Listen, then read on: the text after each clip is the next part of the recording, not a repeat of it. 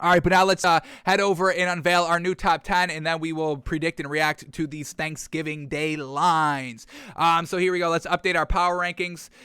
This was the power rankings heading into Week 11. We had the Vikings at 10, Raiders at 9, Bucks at 8, Patriots at 7, Rams at 6, Packers at 5, Titans at 4, Bills at 3, Cardinals at 2, and the Cowboys the number 1 team in the NFL. Alrighty, now, this was heading into Week 11. We just saw Week 11. So now that we've got Week 11 under our belt, preparing up for Week 12 with Thursday games and Sunday games still, let's see what our new top 10 is going to be heading into Week 12. Alrighty, we also have 2 teams exiting the top 10, so we have to add 2 new teams. We'll tell you the Raiders are out of the top 10. Truly unfortunate. We put them to number 9 heading into Week 11. We gave them another chance, and they floundered again offensively, defensively, so we officially have to move the Raiders out of the top 10. Truly unfortunate. So a new team will be entering. And we also are moving the Bills out of the top 10. Yes, we're moving the Bills from number 3 to out of the top 10. Some other great teams right here in this Bills team seeming to potentially be frauds. I really thought the defense really could win them every single game, honestly. And that's why we had them so high in our power rankings. It really was. It obviously wasn't the offense. It was really the defense here. But they're still not running the ball. They got exposed by the Colts running game. And they usually were good against the run and all that. They just got blown out that game. Real bad taste in our mouth. We've got to see the run be established first, and then we have to see Josh Allen be somewhat good. We haven't really seen him be good this season like he was last season, so we're done with the Bills. If you're truly contenders, prove it to us this week. Prove it to us probably next week as well. We'll probably have to see 2 back-to-back games by this Bills team before we put them back in the top 10. Or if other team flounders, then we can put the Bills back in the top 10. But we've had some great performances by other teams that are just better than what we're getting from the Bills. So we're moving the Bills out of the top 10. I don't care. Number 3 out of the top 10, I'll do it just like that. I got no problem doing so. All right, but let's start at number 10, work our way back up to number 1, and let's see what is going on in our power rankings. All righty, so new number 10 team. We're dropping this team down a lot as well. Not moving out of the top 10, but you get one more chance here. We're going to put the Titans at number 10 here, dropping down from number 4 to number 10. All righty, obviously the running game, not having a running game is truly affecting this Titans offense. It all goes on Ryan Tannehill. We just watched film on him. It all goes on Ryan Tannehill, and Ryan Tannehill is not the quarterback where all the pressure and the overall outcome of the game depends on him. He doesn't get it done. We see this by him. We know that's not his game. He's an above average game manager. He needs a running game. He needs a couple of pieces for him, and he needs the pressure not to be on him for him to win the team the games, which he usually does. We see this Titans team having great records ever since, they made him the starter over Marcus Mariota. He's getting it done because he's had Derrick Henry, because he's had some good pieces. He's been able to, take care of the football, deliver the ball accurately to the open receiver, and that's why the Titans have been winning. But now it's shifted on him to win the games, and he cannot win the games. Multiple interceptions, not getting it done in the red zone, and all that. So we're going to give this Titans team one more chance here. They've got the Patriots this week, so this is going to be a true test. You've got a great defense, a good team overall here.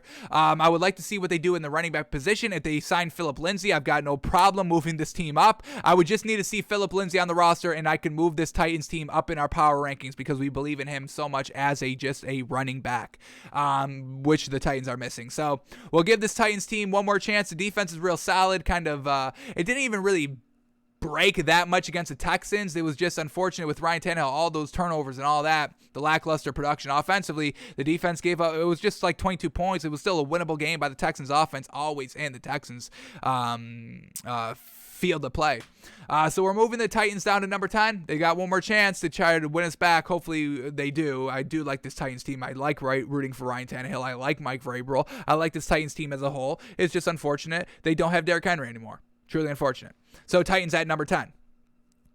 All right, new number 9 team right here. We're going to put the Ravens back in the top 10 right here. One of the 2 new teams to crack the top 10 this week. Ravens at number 9. Winning without Lamar Jackson was absolutely incredible. If you can ever win without your starting quarterback, that always just speaks to coaching and the buy-in ability of your team and all that. Next man up mentality. We didn't love Tyler Huntley, but he got it done, and he made some clutch throws in the fourth quarter to win the game, so we're never going to knock that. Also, not having Marquise Brown, their number 1 wide receiver, receiver, number one quarterback, number one wide receiver out, and you still win the game. I get it was against the Bears, but still, a win is a win. It was on the road, last second kind of decision not to play Lamar Jackson. Speaks to John Harbaugh's coaching, speaks to the players here of the Ravens, and obviously their defense is great. Held the Bears to, 13 points?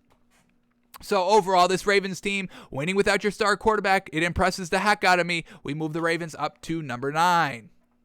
Alrighty, new number 8 team in our final new team cracking the top 10. We're moving the mother-loving Eagles, baby. Yes, sir. Eagles at number 8. Loving this team as a whole. Solid defense. Good defense, folks. I mean, they're forcing takeaways. They take advantage. They don't really allow you to put up that many points. They really lock it up in the red zone. This is a real winnable defense, folks. I don't think they're like in the top 10 of defenses. They're not going to get to play in the national media like the Cowboys defense and the Bills defense and the Patriots defense, but they're flying under the radar. The Eagles are flying under the radar.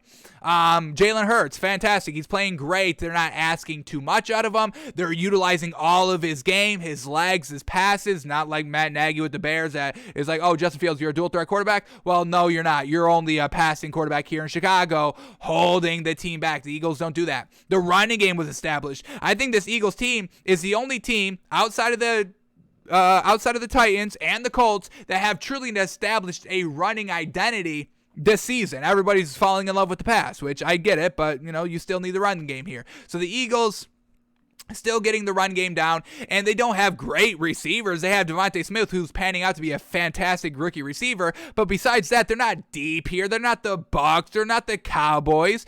They don't have that many great wide receivers, and they're still making it work. Oh, and did we mention they have a rookie head coach in Nick Sirianni that is bringing this entire team together, slowly working on Jalen Hurts to get him where he needs to be, heading into kind of year 3. This Eagles team is young, but they're winning. They're competitive. They don't get blown out. They're finally learning how to score the ball consistently. So impressed with the Eagles here. Nick Sirianni is undervalued in the Coach of the Year standings. We've already talked about that earlier this week. And now we're going to give this Eagles team the true credit they deserve by putting them at number 8 in our power rankings. Absolutely love watching this Eagles team. Alrighty, new number 17. We're dropping this team down a little bit here. We're going the Packers. Good. They're good offensively, defensively here. Ended up losing close to the Vikings. Probably shouldn't have lost. It was a close game overall here. But there's just other teams that are doing a little bit better than this Packers team. We don't have to say anything on Aaron Rodgers. We all know it's Aaron Rodgers. He's fantastic. This Packers defense is really top notch. I would probably say it's a top 5 defense statistically. Just watching them and breaking them down every single week. This Packers team, they force the takeaways. They don't really allow you to put up that many points on them. Yes, they kind of, the Vikings game last week, it was a division rival, and we do like this Vikings team overall. We have viability in this Vikings team, and we're going to call them at number 6 in a second. But yeah, Packers at number 7 right here. It just seems like this offense, obviously, it goes as far as Aaron Rodgers takes them. They did good not having Aaron Jones behind them and rocking with A.J. Dillon because Aaron Jones was out. So that was great by the Packers of being competitive. We believe in A.J. Dillon. We never thought the Packers running game would kind of flounder without Aaron Jones out here. So this Packers team overall, it's a good team. This is a really good team. But Aaron Rodgers, we know how he is. He could get a little lackadaisical. He could get a little fed up at any moment right here. It could happen. But overall, some other teams kind of maybe outplaying them, and they ended up still losing the game. We still have to take that into somewhat consideration, losing the game overall. So we got to drop them back a little bit here from 5 to 7, but it's not 100% on them themselves. Alrighty, new number 6 team here. We're going to go the Vikings. We're moving them up from number 10 to number 6, and this is kind of why we had to move the Packers down from 5 to 6 and then from 6 to 7, because I got to move up this Vikings team a little bit. Alright, so this Vikings team, they're there. They're there, folks. Offensively, defensively, they are there. They have to clean up the turnovers. We still had turnovers last week by this Vikings team and potential turnovers by this Vikings team, and that's why we are truly concerned about this Vikings team. If it's not those turnovers, we're buying this Vikings team almost 100%, folks. They're getting it done. Kirk Cousins, he can air it out. He has the stats. He has the arms. He's got the receivers. Justin Jefferson, oh my gosh, how great is this dude out here? Still getting it done this year after a great rookie year last year. Adam Thielen's being a fantastic number 2. Having Dalvin Cook, an A1 tier 1 running back in this league. It's all panning out, and it's all truly coming together here. They're figuring out how to win games. That's fantastic. They're winning close games. Once again, a close game against the Packers where they take the lead, and then they give Aaron Rodgers a ball, and he scores in 9 seconds. They take the lead again, and then it's on the Vikings to go out and win the game, and then they won the game. Unfortunately, Kirk Cousins almost threw an interception that could have lost them the game. So that's why we're a little hesitant on moving the Vikings here at number 6. I mean, the gap between 6 and 7, folks, is truly minuscule. I mean, it's like a flip of the coin whether we should have put the Packers at 6 or 7 or anything like that, but Vikings ended up getting the win, so we just have to value that a little bit more. That's a tiebreaker. We move the Vikings to 6. Alrighty, number 5 team, we're going the Patriots. They move all the way up from 7 to 5 here. Defense is rocking. They're murdering quarterbacks out there. They're making the quarterback's decision-making miserable with all the turnovers and all that. They're getting pressure on the quarterback. Patriots, what do we call them? The provocateur defense that is the Patriots. They're getting it done. Mac Jones is playing sensational game-managing football out here, getting it done as a rookie. They're not asking him to do too much. The running game is looking real gosh dang good with Ramondre Stevenson getting into the mix now with Damian Harris, and they also had Sony Michel. I mean, this was a really great running team at the beginning, and then they started to trade them all away and all that. So this Patriots team, Bill Belichick is back. They're back at the AFC East. They're looking real gosh dang good, and once again, it's just classic Patriots football. Smothering defense, moving the ball offense. It's as simple as that, and once again, it is killing 20 straight years in a row. Patriots at 5.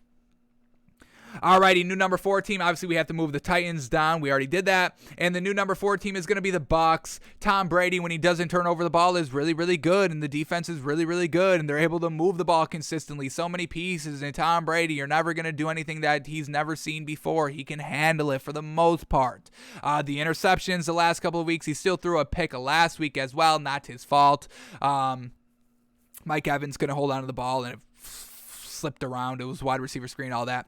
But this Bucs team, I mean, it's Tom Brady. He gets it done. They get it done. Bruce Arians, smart. Mike Evans, one of the best wide receivers in this league. Leonard Fournette's getting it done. He's getting better, catching the ball out of the backfield like every game as well. He was solid in the Super Bowl and the playoffs doing it so, and he's starting to, once again, get it done and get it kind of up to kind of dual threat running back caliber level. So Bucs defense is good. Offense is great. Brady, it's Brady, folks. It's Brady. We put Brady at number 4. That's what it is. Brady at number 4. All right, Bills no longer number 3, obviously, and we move this Rams team. And how about this? This Rams team on a bye, and they move up from number 6 to number 3 by just doing nothing. But the last time we saw this Rams team, the defense... hang on. Last time we saw this Rams team, was that the 49ers game?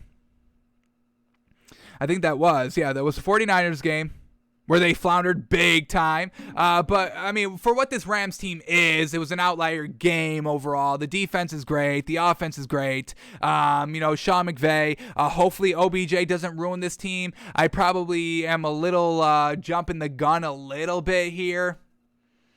I think I'm jumping the gun a little bit here. Moving the Rams from 6 to 3 without them playing. Is that how we really feel over here?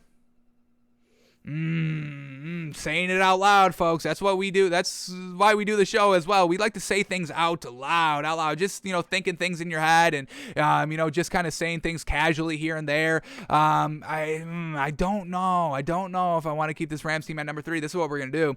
We're going to move. All right, we're moving the Rams to number 5. Is that what we want to do? All right, we'll move the Rams to 5. We'll move them up one spot. Move them up one spot off the bye. And then we move the Patriots to 4 and the Bucs to 3. That's what we're going to do. I'm not ready to move this Rams team all the way up to top 5 quite yet. We'll leave them at 5 and see what they can do coming out of this week with OBJ to see if they can kind of get him and him not ruining the overall chemistry of this team and all that.